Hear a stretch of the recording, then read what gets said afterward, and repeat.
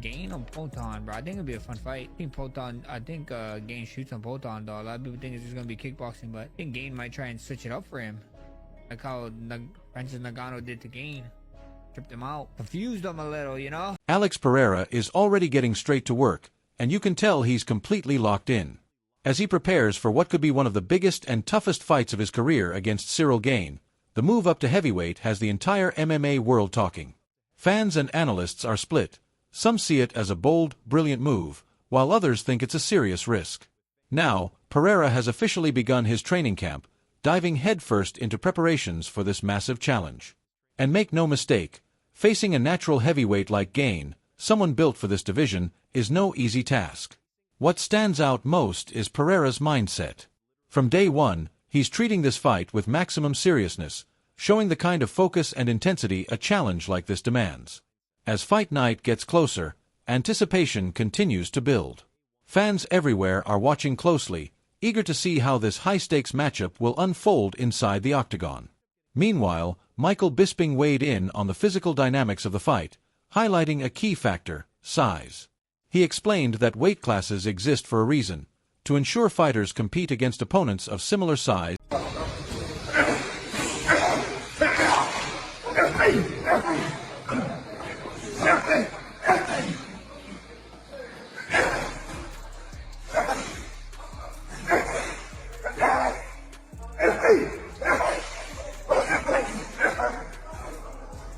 And build. Looking at Pereira's journey, it's wild. He used to cut significant weight to compete at middleweight, draining himself to hit 185 pounds. Now, he's moving in the opposite direction, stepping up to face true heavyweights. According to Bisping, these fighters are naturally bigger in every way: bone structure, muscle mass, and overall frame. While he believes Pereira has the power and technical skill to knock out anyone, even at heavyweight, there's a major concern. Gane isn't just big. He combines size with speed, agility, and technical precision, making him one of the most dangerous and well-rounded heavyweights in the division. That's a great point. You know, we have weight classes for a reason. There's also a reason why no one's become a three-weight division champion. Yeah, it's so hard. 85 by almost killing himself. Now he's going up to heavy, where it's not. I mean, naturally he walks around as a heavyweight, but he's not naturally a heavyweight fighter. So what will happen? He'll be heavier, which will slow you down a bit. He will have, I think, extra power. I still think he can take the shots. I think he's still got the power to knock out heavyweights. But Ciryl Gane, in his DNA, is a gigantic, bona fide, legit heavyweight that just so happens to be very, very light on the feet, incredibly fast, can move around, all over the place, shaking and baking, jigging and jiving, moving and grooving, whatever else you want to say, right? Yeah. I think that's a big advantage in this fight. According to Paul Felder, this exact combination of size and skill is what makes this fight so exciting. He explained that Pereira absolutely has the ability to knock out many heavyweights with his elite striking and power. But Gane presents a completely different kind of challenge. Felder emphasized that Gane is one of the toughest stylistic matchups Pereira could face, a real puzzle inside the cage.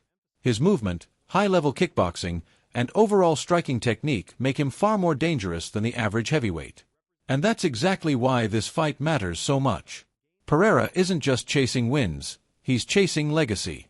If he manages to defeat Gane and secure another championship in a new weight class, it would elevate his legacy to an entirely different level in MMA history. We're talking about entering a conversation that only a handful of fighters have ever reached. Yeah, that's the thing. He kicks so well too. He's not just a guy that's going to be some lumbering heavyweight. I think there's a lot of heavyweights on the roster that Pereira would hands down easily just go out there and KO to death, no problem.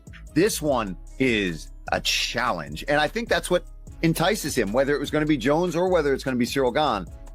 You're going for that third belt. If he gets it, you are a legit. And where do we go from here? If he wins that friggin' belt at that White House event, does he go down as possibly It really makes you think, how many fighters in UFC history have ever achieved something like this? The Ultimate Fighting Championship has seen legends, but this kind of move is extremely rare. Interestingly, MMA analysts have pointed out a pattern with Gane. He always seems to find his way back into major title opportunities. It's even become a bit of a running joke among fans. But this matchup is different. Stylistically, it could actually favor Pereira. Since the fight is expected to stay mostly on the feet, it plays directly into his strengths as an elite striker. However, writing off Gane would be a huge mistake. Even in a striking battle, he's far from easy to deal with. For a heavyweight, his movement is exceptional. He's comfortable fighting while moving backward, using lateral movement, and avoiding direct exchanges. Unlike many heavyweights who rely on brute force and close-range brawling, Gane fights smart. He avoids standing directly in front of opponents and instead controls distance with precision. That unique